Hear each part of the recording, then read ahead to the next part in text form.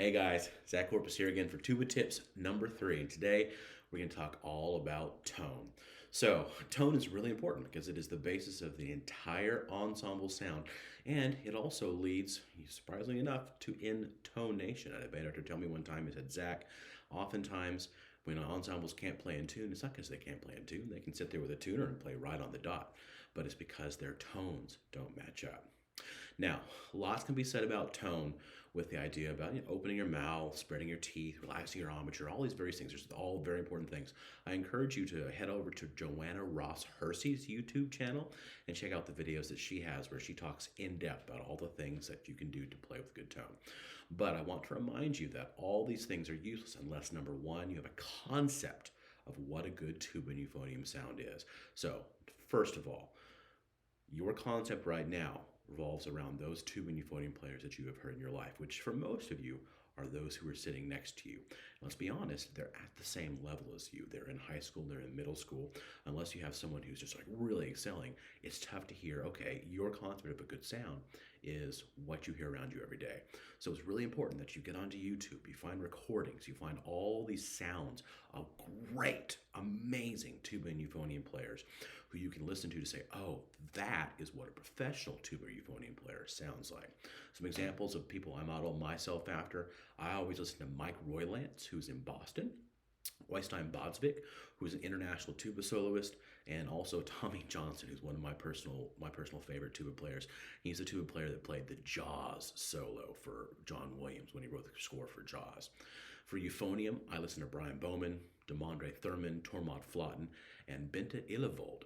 And those are some of the people I listen to say, oh, wow, that is what a good tuba and euphonium player sounds like.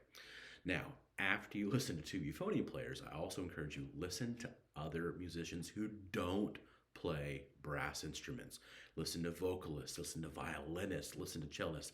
Listen to everybody because listening will tell you what you should sound like. So when you start experimenting with some of the ideas about open mouth and open teeth, you know what to listen for. That's the number one thing. All right, that will guide you as you experiment with your technique and your style.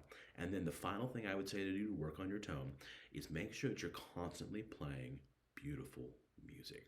Okay, so one of the etude books that we as euphonium and tuba players use quite often is the Rochu Melodious Etudes for Trombone. I know, trombonists, they have some good contributions to the world, right?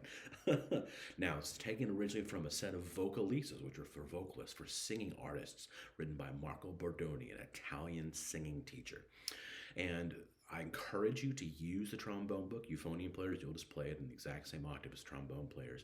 But for tubists, you're going to read down the octave, which is an extremely important skill to have. So reading down the octave is important for tubas because, for those who don't know, string-based parts are written an octave above where they sound. Tuba parts are written exactly where they sound. So let's say that an orchestra director sometime hands you a string-based part and says, hey, I want you to play this on the tuba. You've got to know how to look at a note and play the note an octave below it. So what I'm going to do is I'm going to play etude number 4, part of an etude number 4, from the Rochu Melodious Etudes for Trombone. I'm going to play it first down the octave where the tuba would play it, and then second, up the octave where the euphonium would play. And tuba players, you can feel free to experiment up the octave as well, as that will help you help you build your upper register and to play with good tone when you're playing high as well.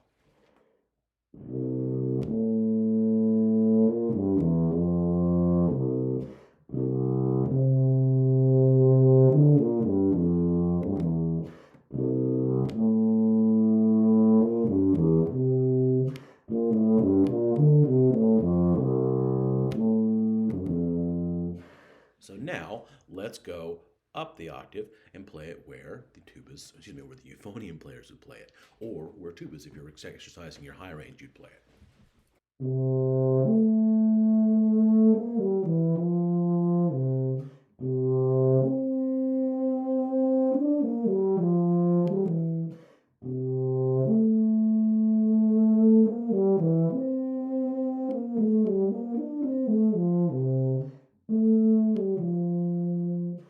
All right, good luck practicing your tone.